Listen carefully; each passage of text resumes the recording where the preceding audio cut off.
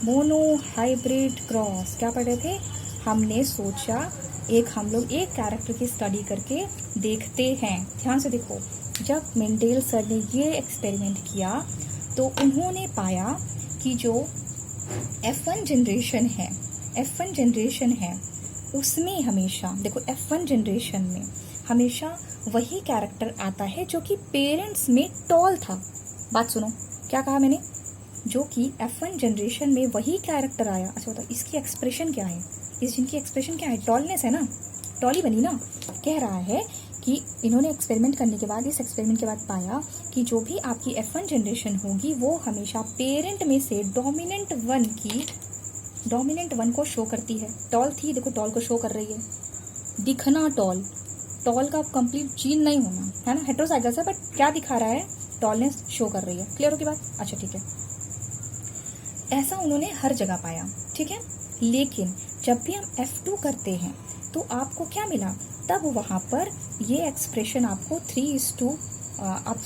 इसमें जो आपको F2 जनरेशन मिलती है उसमें आपको डॉर्फ का, यानी कि जो एक आपका रिसेसिव पेरेंट था उसके कैरेक्टर्स आपको F2 में शो होते हैं। ध्यान से सुना आपने बात?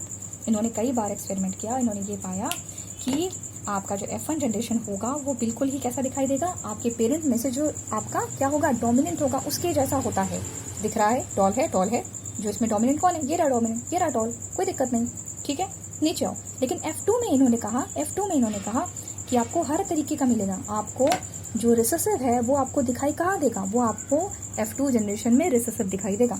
F2 में बेटा कुछ बनाने की जरूरत नहीं पड़ती, डायरेक्ट आपका जो फिनोटिपिक रेशियो होता है ना, यही आपका क्या हो जाता है? F2 जनरेशन हो जाती है। इसमें आपको इस तरह लिखने की जरूरत नहीं है।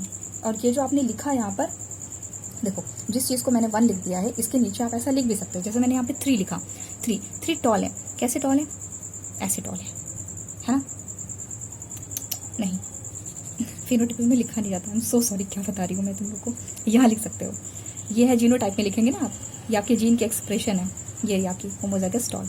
यहाँ पे ऐसे लिख सकते हैं, यहाँ पर ऐसे लिख सकते हैं, है ना? बस ये जो आपने एक्सप्रेशन लिख दी यही है आपकी F2 जनरेशन। बात समझ में आ गई? चलो रिवाइज करके देखना। क्या है होमवर्क आपका?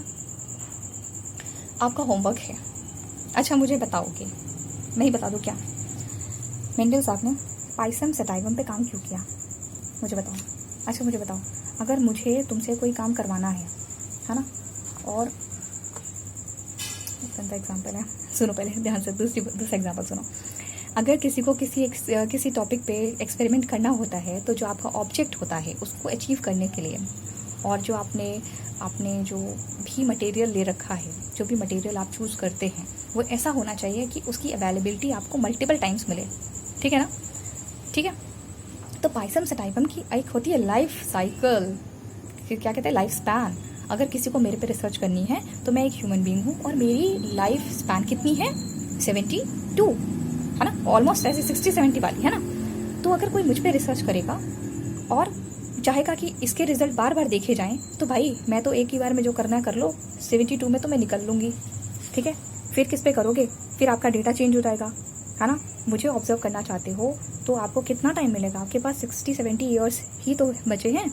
उतने में मैं आपको कितनी बार मल्टीपल रिजल्ट दे सकती हूँ? नहीं दे सकती ना। सेम चीज़ पाइसम सटाइवम जो था उसका लाइफ साइकिल बड़ा छोटा था, जल्दी प्रोडक्शन कर सकता था, और उनको जो डेटा उनके प्रोडक्शन पे पढ़ना था, नहीं उनके बेबीज को लेके पढ़ना था, है ना? जो आपके नए प्लांट्स आएंगे उनको लेके जो स्टडी करनी थी, उसके लिए ज़रूरी है कि कोई ऐसा प्लांट हो जो बार बार रिप्रोड्यूस करे और बार बार उसकी बहुत सारी क्वांटिटी में बहुत सारे प्लांट्स आपको मिल पाएँ, है ना? उसका लाइफ साइकिल छोटा हो, लाइफ स्पैन छोटा हो। अच्छा देखो, और ऊपर से कंट्रास्टिंग ट्रेट्स थे। एनुअल प्लांट है, लिख लो कहीं, एनुअल प्लांट है, बाइसेक्सुअल है ना? और दूसरा चीज़ क्या है? उसका जो है इतने सारे कैरेक्टर्स है, कंट्रास्टिंग कैरेक्टर्स आपको दिख रहे हैं। आप हाइट देख सकते हो, फ्लावर्स देख सकते हो, फ्लावर का पोजीशन, कलर सब समझ में आ जाएगा। क्लियर हो गई बात? चलो okay, thank you so much class, इतना कवर करो। और चाहती थी कि इसके साथ ही डाई हाइब्रिड करूँ। जब नेक्स्ट क्लास में आऊँगी तो मोनो हाइब्रिड अच्छे से पढ़ के समझ के करके आना, है ना? इसमें जितनी सारी चीज़ें मैंने बताई हैं कहीं रफ में लिख भी सकते हो, कोई इशू नहीं है ना? ये आप करके आएंगे और ये आपको दिमाग में होना चाहिए। जब तक आप खुद से नहीं करेंगे ना, आप नहीं कर पाएंगे। आप नहीं, नोट कर लीजिए। और 10th में आपको सिखाया गया होगा, ठीक है? लेकिन आप इसे क्या करेंगे? खुद से नहीं करेंगे तो आप इसे नहीं कर पाएंगे। तो कोशिश करिए कर पाएँ आप, ठीक है? और मुझे आप लोगों से एक दिन बात करनी है। पहली चीज़ मैं कुछ आपको बता दूँ, देखो मुझे किसी का बार बार नोट्स मांगना बिल्कुल पसंद नहीं आता है। मैं नाम नहीं ले रही हूँ, कोई मतलब ही नहीं है।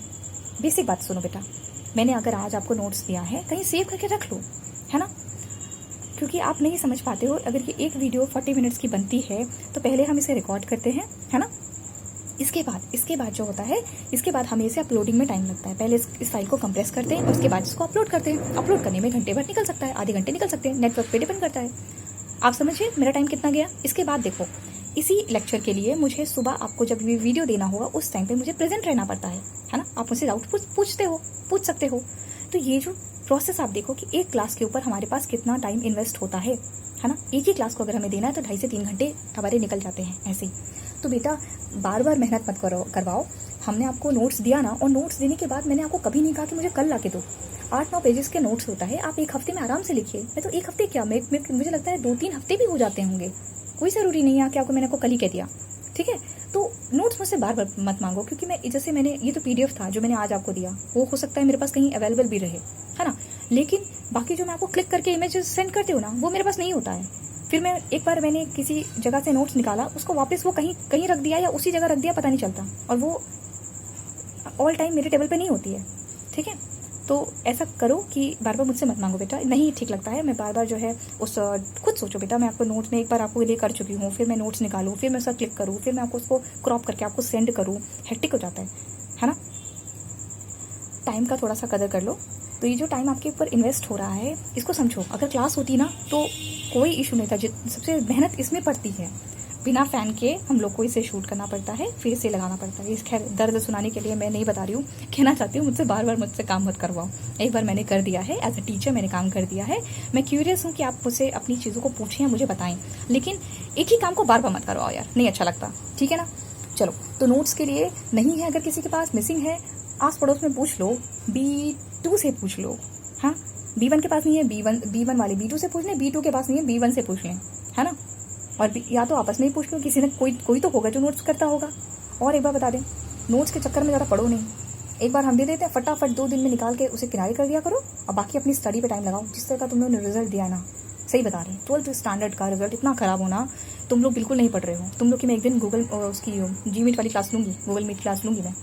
तुम लोग मुझे बताओ, मैं लिटरली एक बच्चे से पूछना चाहती हूँ, बेटा तुम नहीं पढ़ रहे हो, उसका रीज़न क्या है। तुम अगर अपने अंदर से तुम लोग को ऐसा चीज़ आ रही है कि इतने डिसऑनेस्ट कैसे हो सकते हो, आप नहीं पढ़ना चाहते, अलग बात है। लेकिन अगर आपको मेरे साइड से कोई प्रॉब्लम लग रही है कि मैम आप मुझे समझाती हैं, मुझे समझ में नहीं आता, तो प्लीज़ मुझसे बात करो, मुझे बताओ कि मैम आपने मुझे ये पढ़ाया, मुझे समझ में नहीं आया, है ना। समझ रहे हो ना। मुझे ऐसा लगता है कि मैं इतना पढ़ा रही हूँ और रिजल्ट 0 आ रहा है, तो ऊपर से चीटिंग और पता नहीं कैसे आपकी मोरल्स वैल्यू तो एकदम है ही नहीं, कुछ भी नहीं है। क्या समझाऊँ मैं तुम लोग को।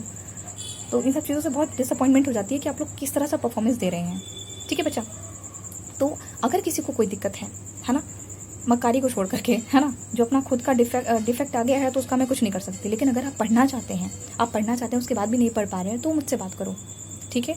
मैं जानना चाहती हूँ कि आपको क्या दिक्कत आ रही है, B1 हो चाहे B2 हो, रिजल्ट दोनों के एक ही जैसे हैं। मैंने जो कुछ चुनिंदा बच्चों के नाम बताए थे, बस उसके अलावा कोई नहीं है कुछ। मेरी नज़र में एक बच्चा नहीं है, और ऐसा भी नहीं है कि मेरी नज़र में बच्चे आए नहीं हैं। जब मैं 11th पढ़ाती थी, मैं 2-3 बच्चों के नाम जानती थी, है ना, उनके काम अच्छे थे, कोई बात नहीं। धीरे धीरे करके मुझे 2-4 नाम और याद होने लग गए। जब तक कुछ अलग नहीं करोगे ना, कुछ ऐसा नहीं करोगे जिसमें तुम्हें इंप्रूवमेंट दिखाई दे ना, मैं तुम लोग का नाम बिल्कुल याद नहीं कर सकती, ठीक है। तो ऐसा भी नहीं है कि तुम मतलब कि मैं सबका नाम याद ही करना चाहती हूँ, लेकिन ये मेरे लिए बहुत अच्छी बात होगी कि मैं सबका नाम ऐसे टिक टिक करके बताऊँ, है ना। क्योंकि मैं हमेशा बोलती हूँ, जो टॉपर्स हैं उनको तो किनारे कर दो, उनसे मुझे कोई मतलब नहीं है। लेकिन जो बच्चे नहीं, जो एकदम मेहनत करना चाहते हैं लेकिन कर नहीं पा रहे हैं, जहाँ मिस्टेक आ रही है आपकी, वो मुझसे बात करो ना। मैं चाहती हूँ सब ऐसे एक कैटेगरी में खड़े हो जाओ, ठीक है। अच्छे बच्चों की तरह पढ़ाई करो। 12th स्टैंडर्ड है, इस साल चला गया तो फिर एक तो इतना रिड्यूस सिलेबस करके तुम लोग के ऊपर एकदम से बोझ डाल दिया गया है। तुम सोचोगे तुम लोग के लिए अच्छा किया गया है, तुम लोग को नहीं पता जितने चैप्टर्स तुम लोग नहीं पढ़ रहे हो, कभी नीट दोगे, कभी आगे फ्यूचर में कोई एग्जाम दोगे, सब आएगा, लेकिन तुम लोग को तो आता नहीं है। अगर सपोज मैंने ये चैप्टर पढ़ा दिया, इन फ्यूचर कभी इसको पढ़ोगे तो कुछ रिलेट कर पाओगे, क्योंकि सुना सुना लगेगा, है ना। लेकिन उन सब में सूना सूना लगेगा, बात समझ रहे हो, कुछ नहीं समझ में आएगा तुम लोग को। तो सेल्फ स्टडी कर सकते हो, लेकिन एक होता है ना कि मैंने इसको एक बार पढ़ा हुआ है, दोबारा पढ़ोगे लिंक कर लोगे अच्छे से, तो कोशिश करो। वो सब जो तुम लोग का रिड्यूस सिलेबस हुआ है वो बहुत खतरनाक चीज़ हुई है, नहीं होना चाहिए था, बट ठीक है, जो हुआ सो हुआ। तो एटलीस्ट अब जो इतने कम चैप्टर्स हैं उसको तो कवर कर लो, हाँ। चलो अच्छा ठीक है। मुझे मैसेज कर लेना जिसको भी तकलीफ़ हो, ठीक है। Okay, thank you so much class.